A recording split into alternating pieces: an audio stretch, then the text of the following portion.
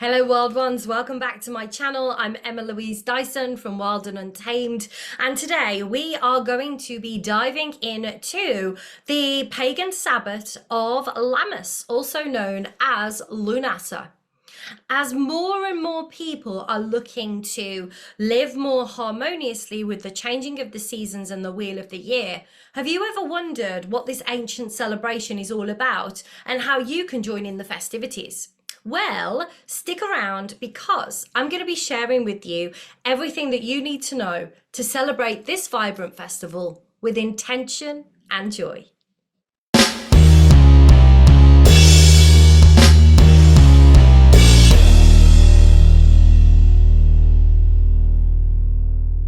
Or Lughnasadh is a festival that marks the first harvest of the year.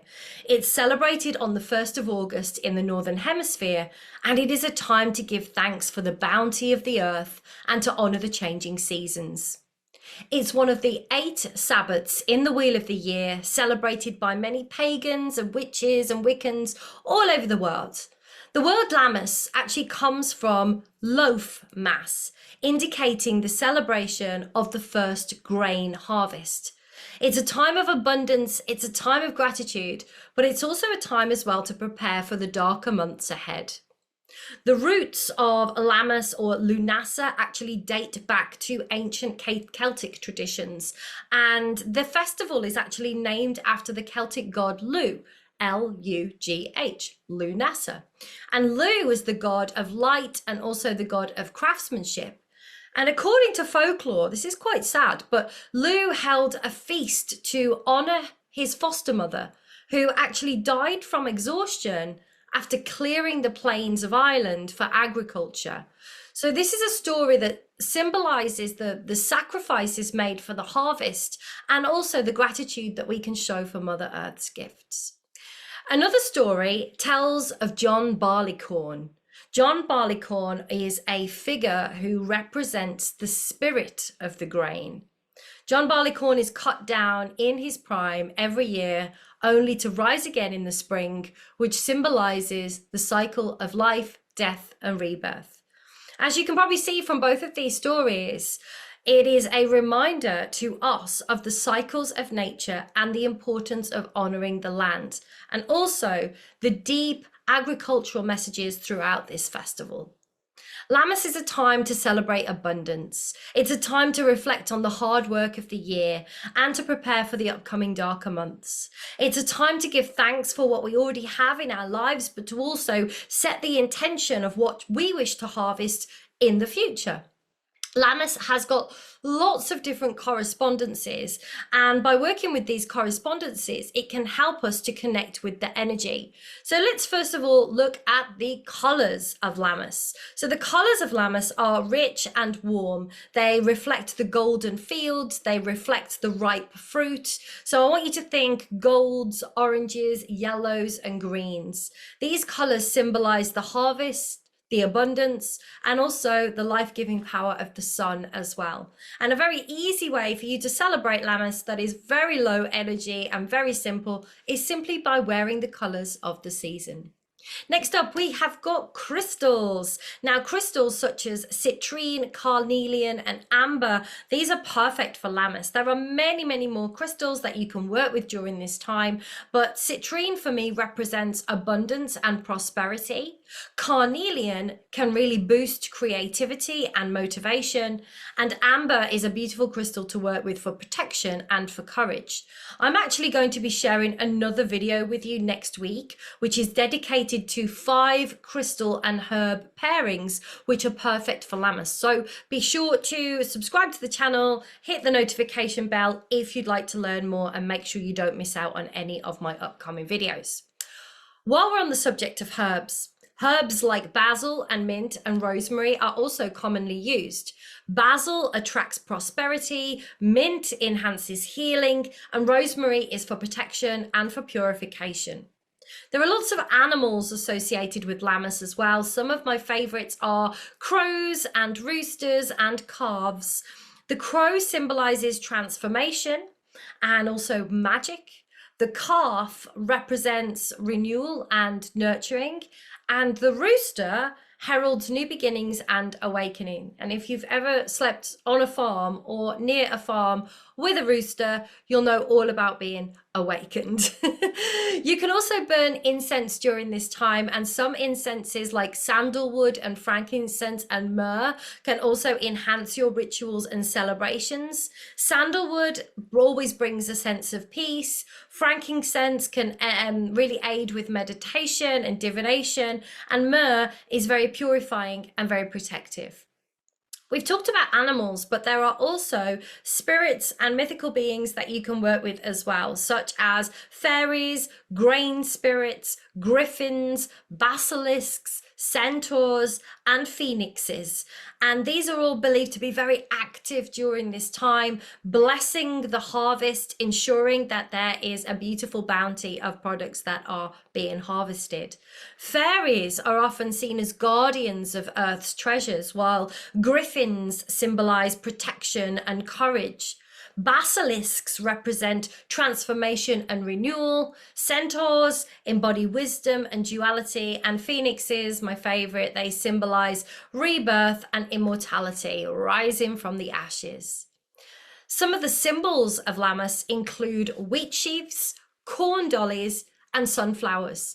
There are many more, but wheat sheaves symbolize the harvest, obviously. Corn dollies are crafted as protective talismans, and we'll talk more about this shortly. And sunflowers represent the sun's life-giving energy. So you can decorate your space with these, and this is a really great way for you to connect with the energies of the first harvest.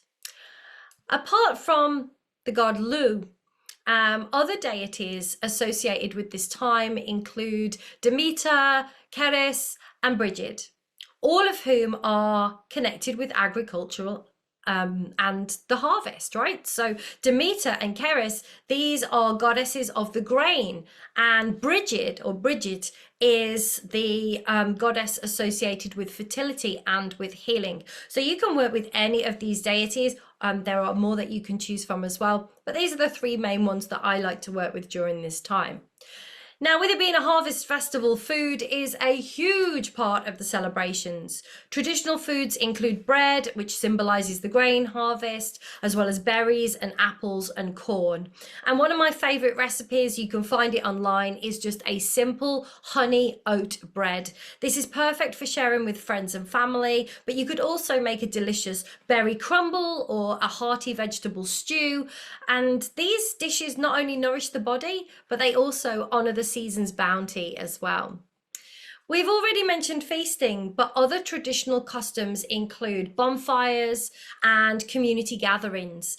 In modern times, you might want to celebrate by breaking bread, by making corn dollies, or by simply enjoying a meal with your loved ones. You could also create a gratitude list as well. This is something that I like to do every day, is write down my gratitudes, but it's particularly powerful this time of year because we can reflect on what we're thankful for and what we wish to manifest in the upcoming months. Rituals for Lammas can be as simple or as elaborate as you like. A common practice is to create an altar with different seasonal decorations, such as wheat or sunflowers and leaves, but you can also add any of the crystals and the herbs that we've previously mentioned. Offerings to particularly deities that you choose, you could put those on your altar as well, or you could add candles in the colors of Lammas. Just get creative. In fact, getting creative is a beautiful way to engage in the spirit of Lammas or Lughnasadh. So here's a few ideas to inspire you to get a little crafty. Number one, corn dollies. So these are traditional figures that are made from the last sheaths of the harvest, and they symbolize the spirit of the grain, and they are used as protective talismans. You can make one very, very easily by taking a few strands of dried corn husk and then braiding them together to form a human-like figure. You can then decorate these with ribbons and you can place them on your altar. There are tons of tutorials online, so go find one that you love and get creative. Another way to get creative is to create a wreath using sunflower heads, wheat stalks, or other seasonal plants. You can then hang this on your door, or you could use this as a centerpiece for your Lammas celebrations. This wreath symbolizes the sun's energy, but also the bounty of the harvest as well. I also like to make a gratitude jar at this time of year. This is a really cool thing to do, and you can call on this throughout the rest of the year. But gratitude jars, basically, you're going to get a jar, you're going to decorate it with symbols of Lammas, and you are going to use this jar to collect notes of gratitude. Throughout the season, write down the things that you are thankful for, place them in the jar, and then on Lammas the following year, you can then read the notes aloud to acknowledge and to celebrate all of your blessings. I love that. Next up, we've got herbal sachets. Now, I don't know about you, but my garden is absolutely full of herbs right now. I love to cook with them. I love getting creative in the kitchen. I love using them in my spell work as well, but I can never get through the abundance of goodness that is growing out there. So why not make some small sachets filled with herbs like basil, rosemary, or chamomile? These can be used for protection, for prosperity, or simply for relaxation. You can place them under your pillow, put them in your drawers, or you can carry them with you as well to keep you aligned with that energy of Lammas and keep that close to you. I also love to make candles during this time as well, and you can create candles infused with different herbs, oils, and crystals. Simply melt some wax, add some dried herbs, some small crystal chips, and then pour them into a mold. And these candles can be used in your Lammas rituals, or you can use them later to enhance your different intentions. Just always make sure that you are working safely when you are working with wax. So there we go, folks. They are some of the different correspondences, some ways that you can celebrate and get crafty. But there are different rituals that you can also do as well. So during Lughnasadh, it is a perfect time for performing spells and rituals around the energy of abundance and prosperity and generosity, continued success for the year, good fortune. So as we've mentioned previously, I would spend some time writing down things that you are grateful for and focusing on the abundance that is already in your life. You can then give thanks by offering grains or bread or other harvested items back to the earth. You can gather the first fruits or grains of the season, and you can bless them with intentions of gratitude and abundance. You can then use these blessed items in meals or as offerings. Bread, as we know, is a central symbol in Lammas, and I love doing this. But you can infuse your bread when you are making it with your magical intention. So as you're kneading the dough, visualize your goals, visualize your abundance and your blessings. And once you've baked your bread, you can then share that with your friends and family, symbolizing the sharing of your blessings. And as always, express gratitude for the abundance in your life and also the hard work that has brought you to this point. You could also offer a piece of your Lammas bread to deities that you're working with, to the earth as a thank you for the harvest. I've got lots of birds in my garden as well, so it's always lovely to give them a little offering too. Next up, we've got fire. Fire symbolizes the sun's strength and also the power of transformation. So why not light a bonfire and then use it to burn away any old habits or negative energies? Just write things down that you want to release on a piece of paper or on a bay leaf, and then just toss them into the flames and watch them burn and disappear. You can also use candles in colors like gold and orange and yellow and focus your intentions while the candle burns. And then let it represent the fire of the sun and also the power of transformation.